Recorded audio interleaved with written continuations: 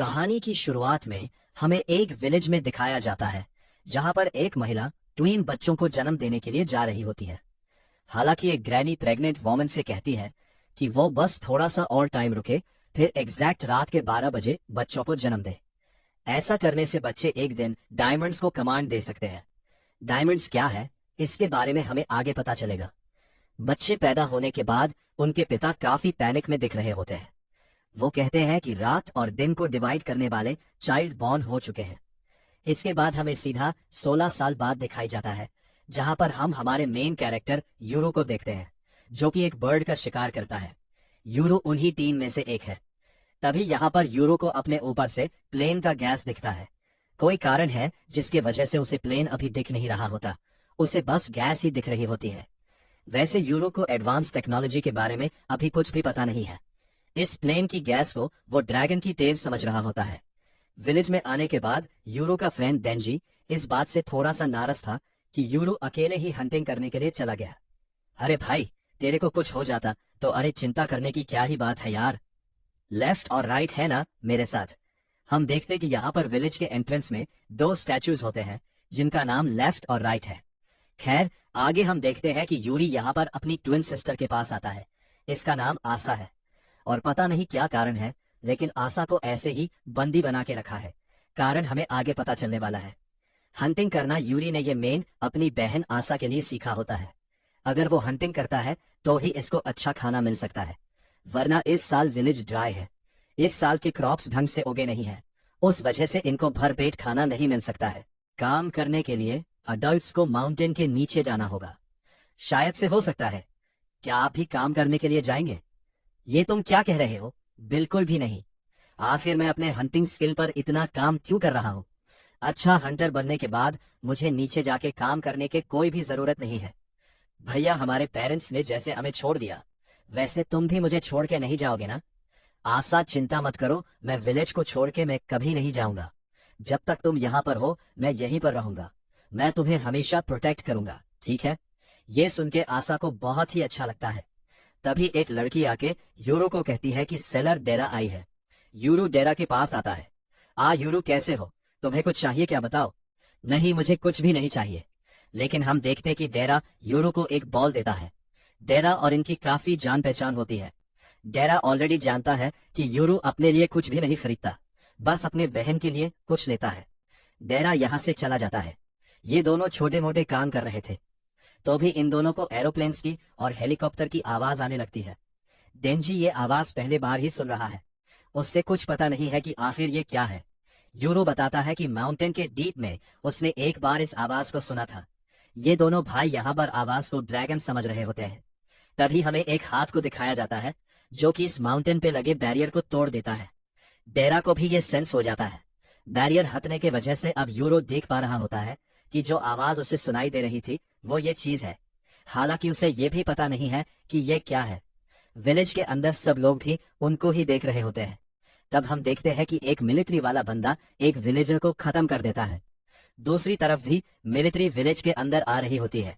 यहाँ डेरा को भी कोई पीछे से गन से शूट कर देता है।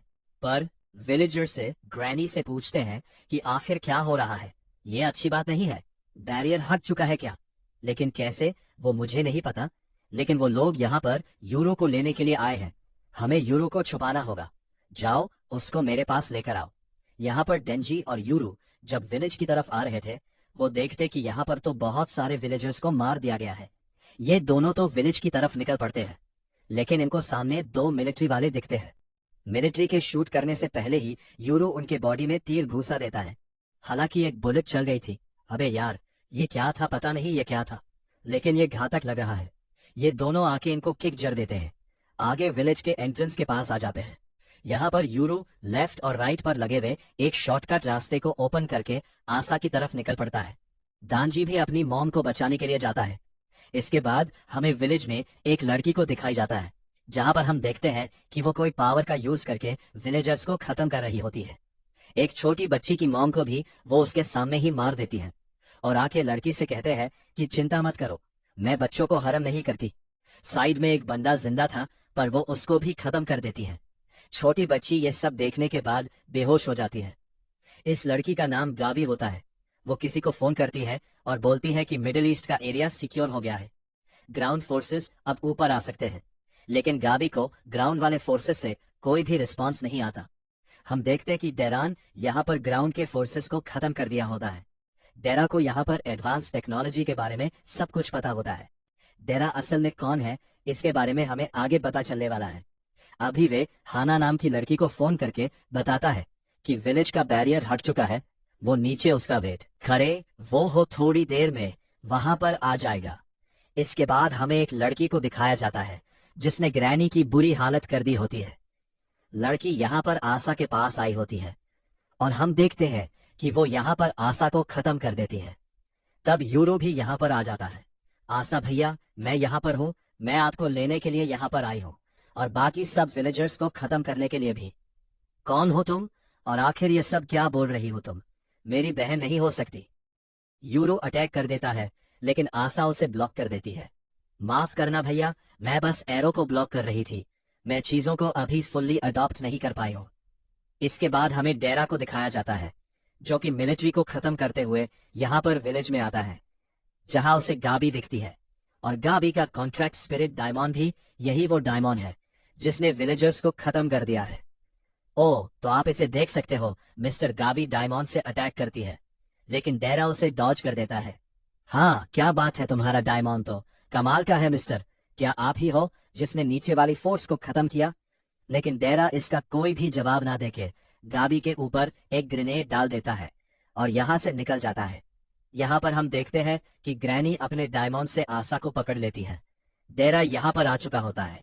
ग्रैनी डेरा से कहती है कि वो यूरो को लेके यहाँ से निकल जाए। डेरा यूरो को लेके यहाँ से निकल जाता है। यहाँ आने के बाद यूरो डेरा से पूछता है कि आखिर ये हो क्या रहा है। यहाँ डेरा कहता है कि वो बाद में उसको सब कुछ बता देगा, बस अब यूरो उसके साथ आए। लेकिन जैसे ये बाहर आते हैं, ऊपर चॉपर से स्नाइपर इन पर शूट कर देता है। डेरा यूरो को लेफ्ट और राइट का एक कीचैन देता है और कहता है कि यूरो उसको वहां पर स्टिक करे। मुझे तो कुछ भी समझ में नहीं आ रहा है, ये मेरी तरफ से एक गिफ्ट। इंडिया बोला है क्या? एक गिफ्ट? जो कह रहा हूँ वो करो, तुम्हें ये करना ही होगा। अच्छा ठीक है, करता हूँ। यूरो यहाँ पर आता है लेकिन सिंबल पे मिट्टी घुसी हुई होती है।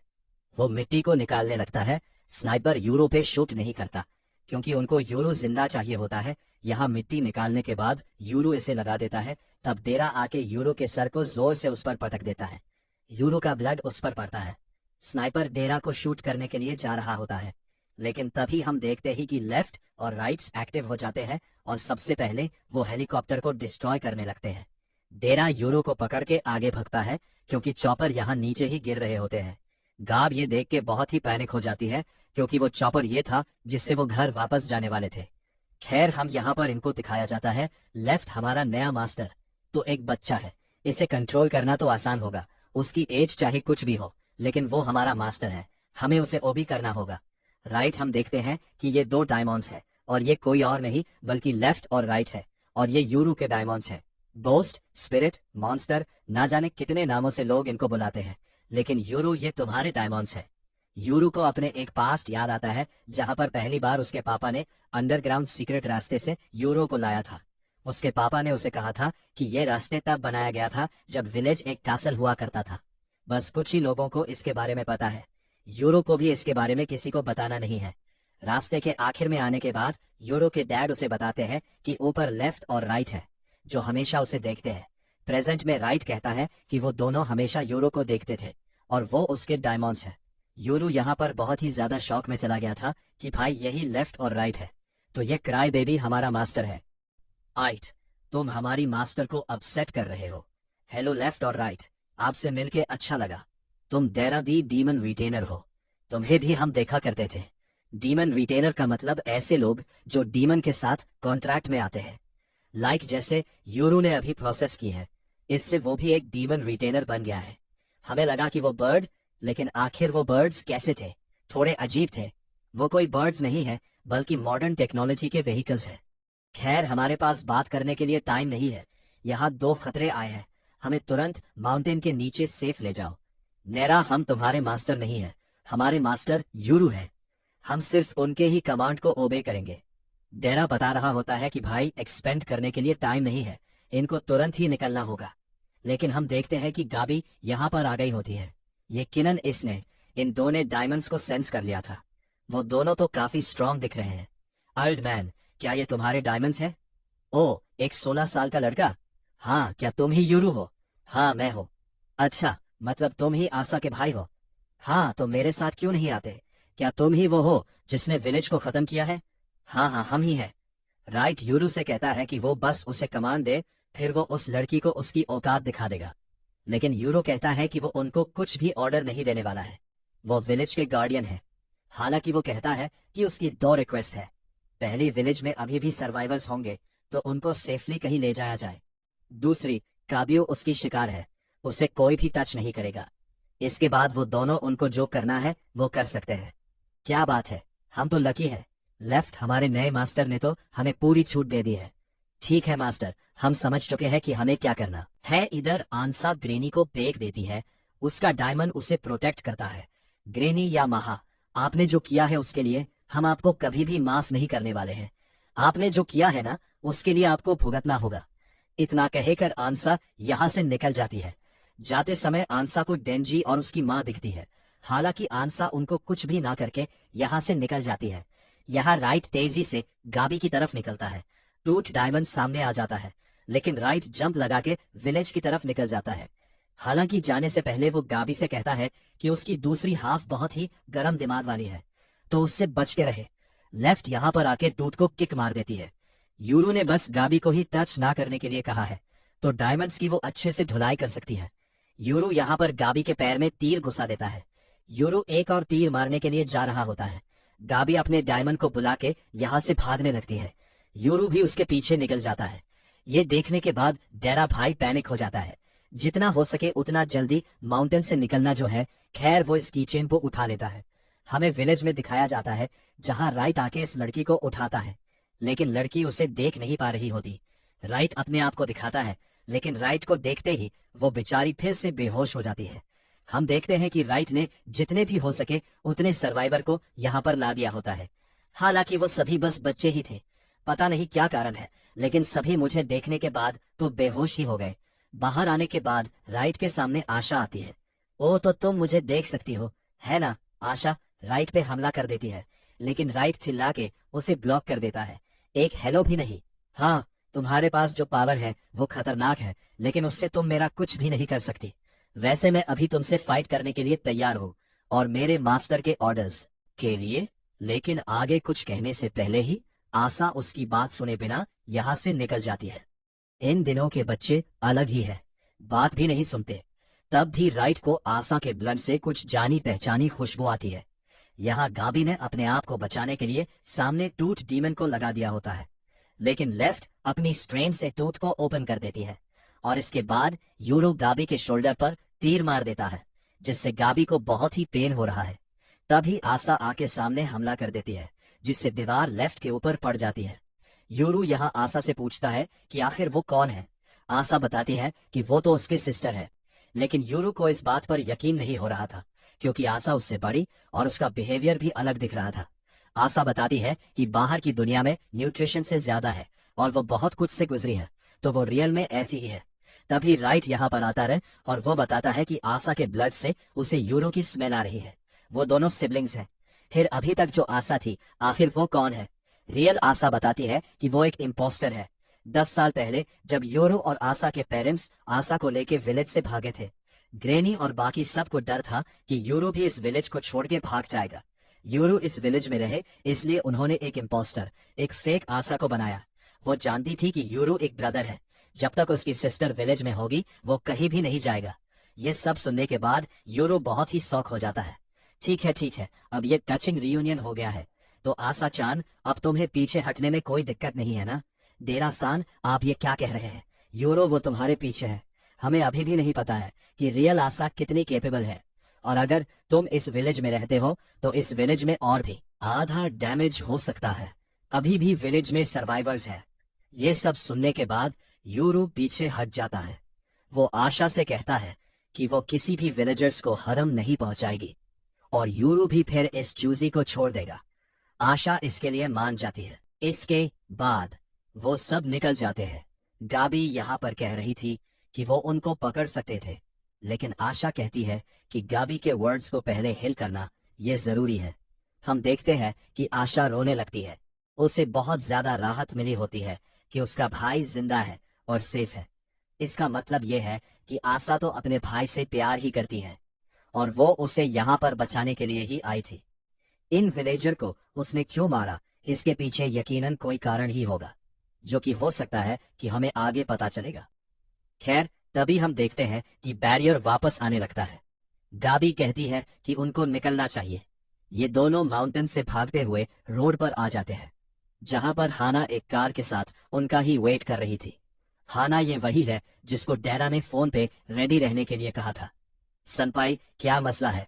आपने तो कहा था कि आप बस एक ह्यूमन को लेके आ रहे हैं, पर यहाँ पर डैमन क्या कर रहे हैं? हाँ, इसका मतलब ये है कि वो हमें देख सकती है। डेरा हाना से कहता है कि यहाँ से निकलते हुए वो सब कुछ उसको बता देगा। हाना, जल्दी से हमें यहाँ से निकालो, यूरो डेंजर में है। ओह, तो यही वो ट्विन में से एक है। हाँ, और ये लेफ्ट और राइट है। आखिर ये चीज क्या है? देखने से तो मिडल लग रहा है। हाना यहाँ पर यूरो को अपना इंट्रोडक्शन देती है और बताती है कि डेरा और वो डीमन रिटेनर के तौर पर एक दूसरे के साथ काम करते हैं। आगे डेरा लेफ्ट और राइट से पूछता है कि आसपास कोई डीमन विल्डर तो नहीं है ना? वैसे डीमन विल्डर और डीमन रिटेनर एक ही है। राइट बताता है कि आसपास में कोई भी डीमन विल्डर नहीं है। अब ये सब यहाँ से निकलने वाले होते हैं, लेकिन यकीनन यूरो को भी मॉडर्न चीजों के बारे में कुछ पता नहीं है। वो पूछता है कि आखिर ये क्या है। डेरा भाई उसे जितना हो सके समझाने की कोशिश करता है कि ये बाहरी दुनिया की एक व्हीकल है जो मेटल से बनी है, ड्राइव करा जा सकता है। लेकिन यूरो को कुछ भी समझने में नहीं आ रहा होता है। हाना भाई गाड़ी में बैठकर उसे सीधा बता देती है कि इसके अंदर 2 हॉर्स हैं जो तेजी से भाग सकता है, और ये तीनों भाई उस पर यकीन भी कर लेते हैं। ये दोनों यहाँ पर माउंटेन से बाहर आके अपने राइट का आने का वेट कर रहे होते हैं। तभी जिन नाम का एक बंदा यहाँ पर कुछ बंदों के साथ आता है जो कि इनको रेस्क्यू करने के लिए आया होता है। वो देखते हैं कि गाबी भी काफी सीरियस इंजर्ड है। हालांकि ब्लीडिंग बंद हो गई होती है तो अभी वो ठीक ही है। तुम्हारा भाई तुम्हारे साथ नहीं है, मतलब वो भाग गया, लेकिन तुमने कंफर्म तो किया ना कि वो जिंदा है? हाँ, वो जिंदा है और बिल्कुल ठीक है। वो लोग माउंटेन के नीचे गए थे, रास्ते में नहीं दिखी वो। बिल्कुल नहीं हो सकता है कि वो दूसरे रास्ते से गए हो। अरे यार, 2 चॉपर और काफी सारे सोल्जर्स मारे गए हैं। बूढ़ा इसके लिए खुश नहीं होगा। वैसे जिनसान आशा का भाई डेरा नाम के एक बंदे के साथ भागा है और शायद से उसने ही सोल्जर को भी खत्म किया है। ये सुनते ही जिन समझ जाता है कि वो कोई और नहीं बल्कि तारडेरा है। जिन को यहाँ पर पछतावा हो रहा होता है कि डेरा यहाँ पर है। इस टाइम पर उसको अटैक नहीं करना चाहिए था, और करना भी होता तो उसे खुद भी आना चाहिए था। यहाँ पर डेरा ने हाना को सब कुछ बता दिया होता है कि विलेज में क्या क्या हुआ। ये सब सुनने के बाद हाना को उन पर बहुत ही गुस्सा आ रहा था। खैर, तभी इन दोनों को यहाँ पर सेंस होता है कि इनके पीछे कोई डायमंड आ रहा है। उसके बारे में वो इनको भी बता देते हैं, जिससे ये बड़े पैनिक हो जाते हैं। लेकिन लेफ्ट और राइट कहते हैं कि चिंता करने की कोई भी बात नहीं है, वो कोई नुकसान पहुंचाने नहीं वाला, वो तो इनका ओल्ड फ्रेंड है। हम देखते हैं यहाँ पर एक व्हाइट हॉर्स पे सवार होके एक डायमंड आता है। इसका नाम ओशिरा सामा है। लेफ्ट और राइट, तुम्हें देख के अच्छा लगा, पर हो मतलब तुम्हें एक नया मास्टर मिल गया, राइट? हाँ, हम माउंटेन से बाहर बहुत समय के बाद जा रहे हैं, तो हमें कुछ पता नहीं है कि क्या चल रहा है। बाहर आके हमें 400 साल हो गए। राइट बताता है कि ये लड़का उनका मास्टर है और ये नाइट और दिन को डिवाइड करने वाले ट्वीन में से एक है। ये सुनने के बाद ओशिरा सामा कहते हैं कि ये आशा नहीं होगा। खैर, वह लेफ्ट और राइट से पूछते हैं कि अब वो क्या करने वाले हैं। इनको भी कुछ पता नहीं है, अभी तक ये विलेज में छुपे थे। ओशिरा सामा जाते हुए कहते हैं कि जब वो आएंगे तो उसे सब कुछ बता देना। डेरा और हना यहाँ पर बहुत ही ज्यादा हैरान हो चुके थे कि उन्होंने ओशिरा सामा को देखा। यहाँ यूरो पूछता है कि ऐसा क्या हुआ, आखिर वो क्या चीज थी। ये सुनने के बाद दोनों उस पर चिल्ला के कहते हैं कि उनको चीज मत कहो। डेरा बताता है कि वो ओशिरा सामा है, एक लेजेंड गॉड एवरेज डायमंड से वो अलग ही लेवल पर है। हमें तो लगा ही नहीं था कि हम उन्हें जीते जी देख पाएंगे। ये सुनकर यूरो समझ जाता है कि काफी कांट के डायमंड्स हैं। हना बताती है कि हाँ, साथ ही ह्यूमन ने उनको अलग अलग जॉनरा में सॉर्ट कर दिया है। जॉनरा क्या है, इसके बारे में यूरो को कुछ पता नहीं था। हना बताती है कि मतलब अलग अलग कैटेगरीज जैसे गॉड या स्पिरिट कुछ ह्यूमन के साथ रिलैक्स लाइफ जीते हैं, जैसे कि ओशिरा सामा कुछ अपने मास्टर के लिए लक लाते हैं, कुछ क्रिमिनल एक्टिविटी करने के लिए भी इनकरेज करते हैं। और यहाँ रात हो जाती है। हमें विलेज भी दिखाया जाता है। हम देखते हैं कि यहाँ पर 2 सोल्जर जिंदा थे जो कि काफी जख्मी थे। वो विलेज से निकलने का ट्राई कर रहे होते हैं, लेकिन लगातार चलने के बाद भी वो एक जगह पर 5 बार आ गए होते हैं। ये दोनों समझ चुके होते हैं कि अब वो इस विलेज से नहीं जा सकते।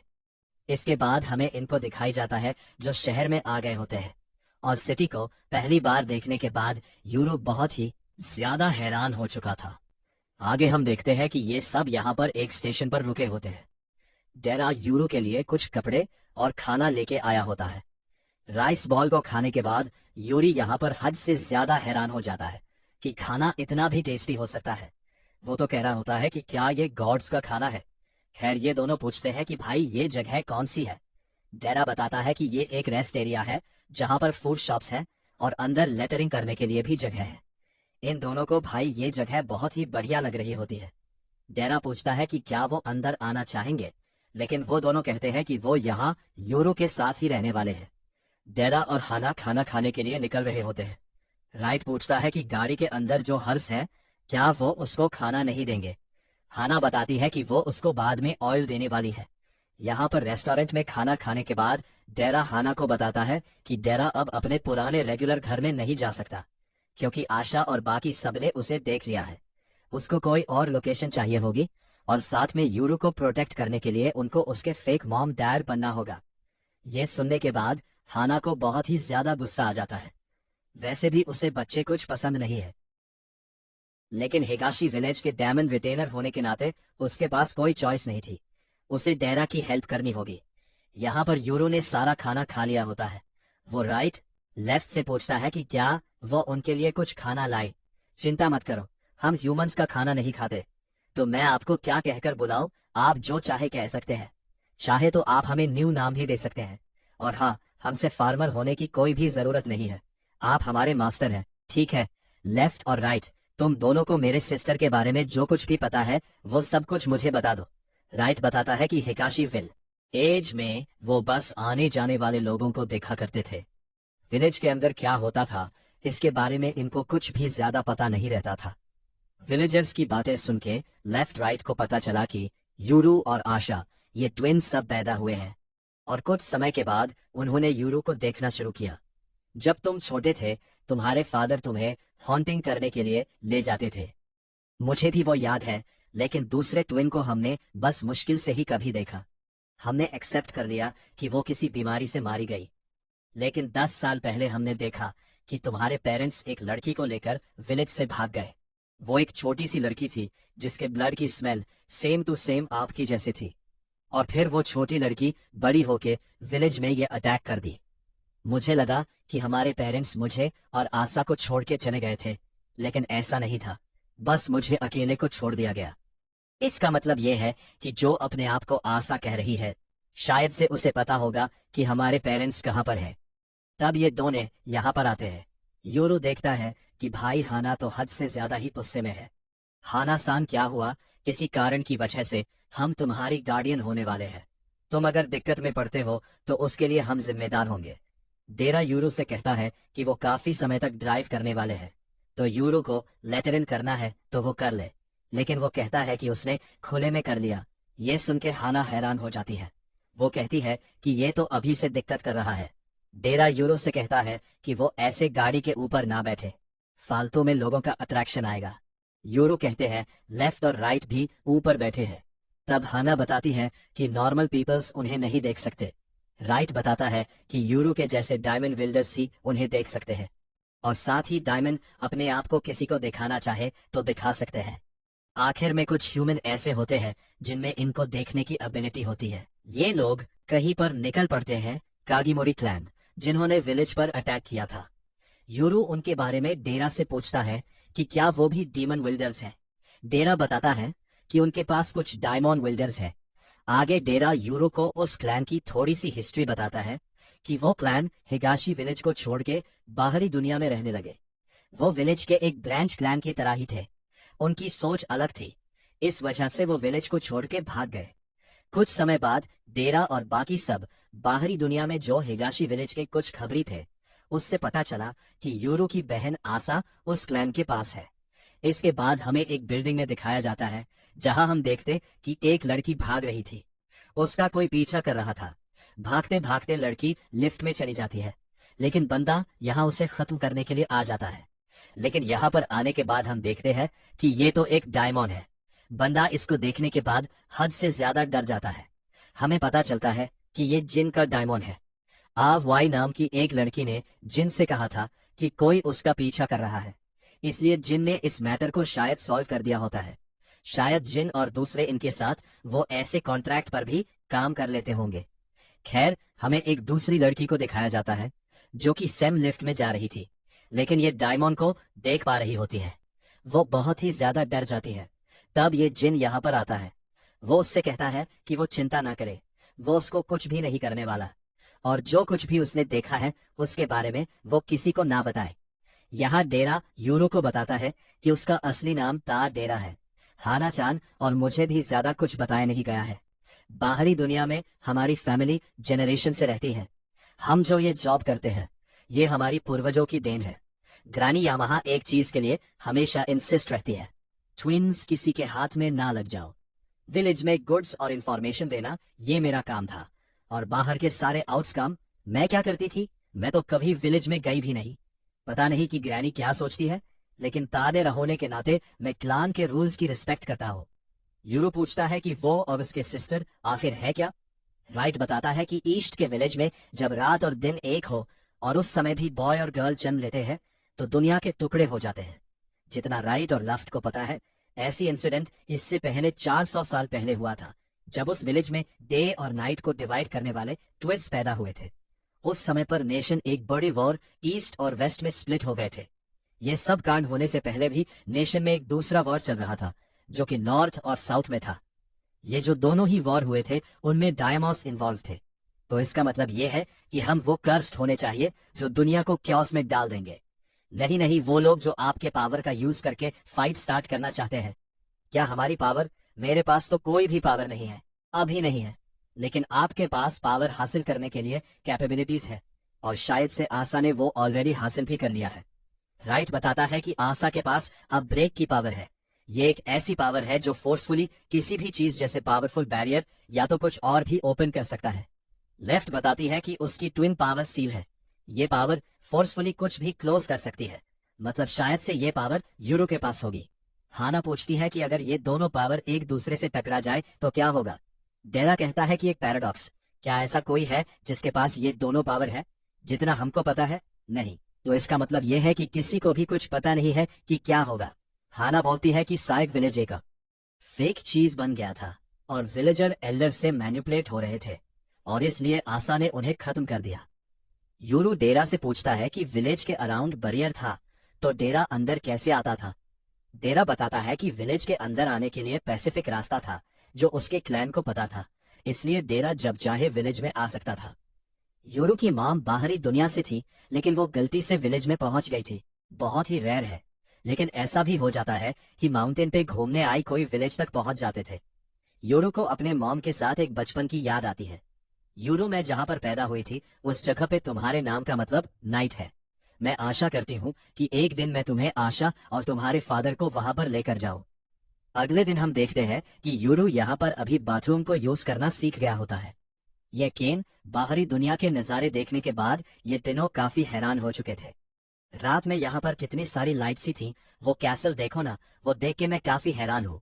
वो कोई भी कैसल नहीं है, वो तो घर है जहाँ पर लोग रहते हैं।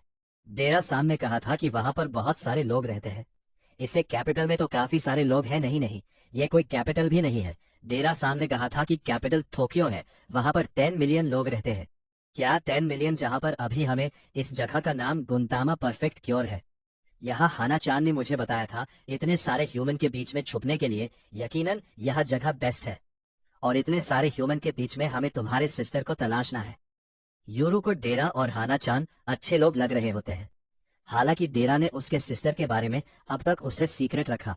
ये जानने के बाद यूरो को उस पर ऐसे पूरा यकीन नहीं था।